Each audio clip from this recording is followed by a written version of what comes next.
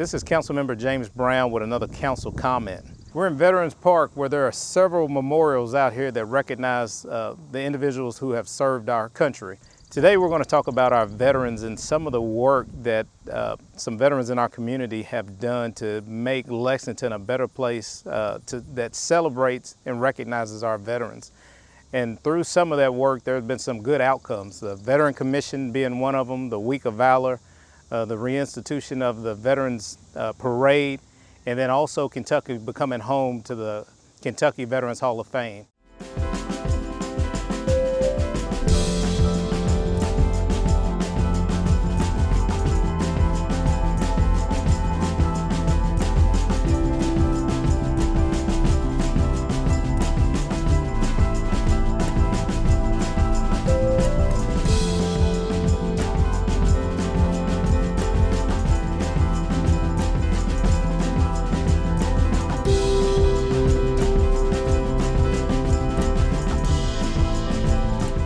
Today I'm joined by Ms. Phyllis Abbott, who is the Executive Director of VRUC and Ladies Veteran Connect.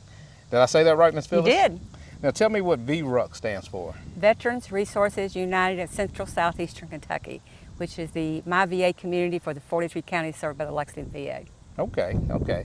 So me and Ms. Phyllis first met and worked together when the council convened a small working group. It was made up of myself, Councilmember Richard Maloney, Councilmember Amanda Mays Bledsoe, and Councilmember Susan Lamb, and a group of other veteran represented organizations and veterans themselves. And we talked about what we could do better as a community to help recognize and celebrate our veterans. And some of the things that came out of that, Ms. Phyllis, was the Veteran Commission that we have, which was the first Veteran Commission that is represented. I think the mayor's representative on that commission now is Craig Kamick. Yes. And I think he also represents the mayor's office on the Veteran Hall of Fame committee. Yes. And I think currently Councilmember Liz Sheehan and Dave Savigny also represent the city on that commission. And then also, what was the other thing that came out of that? Was it the parade? Right. And Richard Curtis was also instrumental in the parade because Lexington had not had a parade in 10 years. Okay. So we brought that back in 2017. And of course, COVID hit and stopped. Yeah. Well, let me make a point. Some of this, I don't want it to sound like us as council members were doing this on our own. I think it was you and I think it was some other veterans that were pushing us to do more and to take a look at it and to have that conversation. It's Jim Thurman and Mike Sparks and Pat Ryan. Okay. I think there were a lot of good relationships made in that group, and I think there were a lot of good, healthy conversations. I know we made some changes in our HR department to give veterans more awards and points and criteria when they interview for jobs with the city that came out of that commission. And then I also think that we had a conversation that led to the Veterans Hall of Fame being homed in Lexington, and we'll talk about that a little later. Can you tell us, Ms. Phyllis, a little bit about VRUC and what Lady Veterans Connect does in Lexington and do for veterans in our community? As I said, VRUC is bringing together government agencies, individuals, businesses, any nonprofit that provides a service for veterans.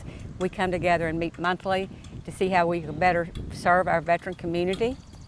And then with Lady Veterans Connect, I have the transitional home for women veterans, where they can live up to a year while they're getting their lives back together. You were recently inducted into the Hall of Fame as a what now? Honorary member. Honorary member, and that is members that didn't actually serve in the military, but through their service in the community have helped to recognize veterans and their contribution. Is that correct? That is correct. I'm very honored to receive that award. Okay. Yeah, I appreciate everything that you do in our community. I appreciate everything that you do for veterans, and I look forward to continue working with you to uplift our veterans and look for ways that we can celebrate and recognize them. Absolutely. Is there anything else you want to add, Ms. Phyllis? I just thank you for arranging this today and that the city is really focused on serving our veteran community. No, thank you for everything you do and continue to hold us accountable and make sure that we're doing right by our veterans. We do our best. Yes, ma'am. Thank you. Thank you.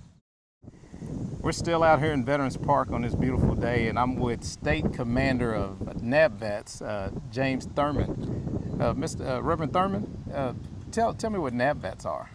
NAVVETS is probably the best kept secret in the state of Kentucky. We're a national service organization. The acronym NAVVETS is National Association for Black Veterans.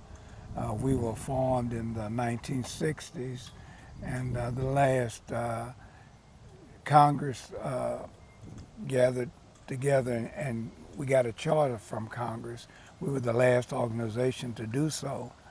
And we originated out of Milwaukee, Wisconsin back in the 60s. Okay, so there's NAVVET chapters across the country in different states, state to state? Yes, we're in 38 states and 3 U.S. territories. Okay. Well, Reverend Thurman, we've worked together for years and different things, but I think we came together with that committee that I was talking about with Ms. Phyllis earlier, where we were looking at what Lexington can do better to celebrate and recognize our veterans. So you was a part of that committee. I think you served and continue to serve on the Veterans Commission here in Lexington. So how's the work going on the commission, and what initiatives is the commission working on right now? The commission is doing a lot of great work. They work to get the Kentucky Veterans Hall of Fame here. They also help sponsor some of the events during the Week of Valor. Can you talk a little bit about the Week of Valor? Sure, yeah, the Week of Valor, we formed an organization called VRUC, Veterans Resources United for Central and Southeastern Kentucky, and I was one of the co-chairs along with Phyllis Abbott, and we started the Veterans Parade here again in Lexington, and we started the Week of Valor that spread across all of Lexington and into parts of Central Kentucky. We had things like parachute jumps, parades. We had an event out at Masterson Park one year. So what are the dates for the Week of Valor this year? Do you know? This year, the Week of Valor begins on November the 4th. It's on a Saturday, and it goes through November the 11th, which is a Monday. The 5K Veterans Run out at the Veterans Hospital on Leestown Road kicks it off, and then Lady Veterans Connect hosts female veterans awards banquet dinner, and it goes on through the 11th. So the run is the kickoff event, and then the dinner is the culminating event at the end? Correct. Okay, Correct. and then there's events taking place across the city that whole week? Well, actually, we've expanded throughout Central Kentucky. Okay. We'll have the parade over in Paris, and the free veterans dinners in November the 8th down at the Lyric Theater. One of the things that you were real instrumental in, Reverend Thurman, was Lexington becoming the permanent home for the Kentucky Veterans Hall of Fame. I remember you reached out and brought HB down. HB is the guy. Can you tell us a little bit about HB and the Kentucky Veterans Hall of Fame? Sure. HB Deathridge is the founder of the Kentucky Veterans Hall of Fame. He's a Vietnam combat veteran. He got the idea in 2012 and worked for about a year and a half and got it together. And they had their first induction ceremony in 2014 over in Frankfort, Kentucky. I think a lot of us are proud to be Lexington being the home of the Kentucky Veteran Hall of Fame.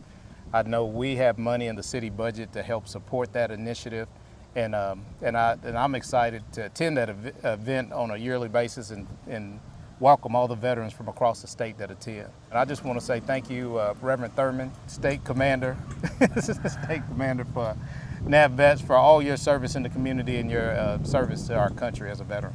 Thank you. Yes, sir. Thank you. All right, we're still out here at Veterans Park, and now I'm joined with General Ben Adam.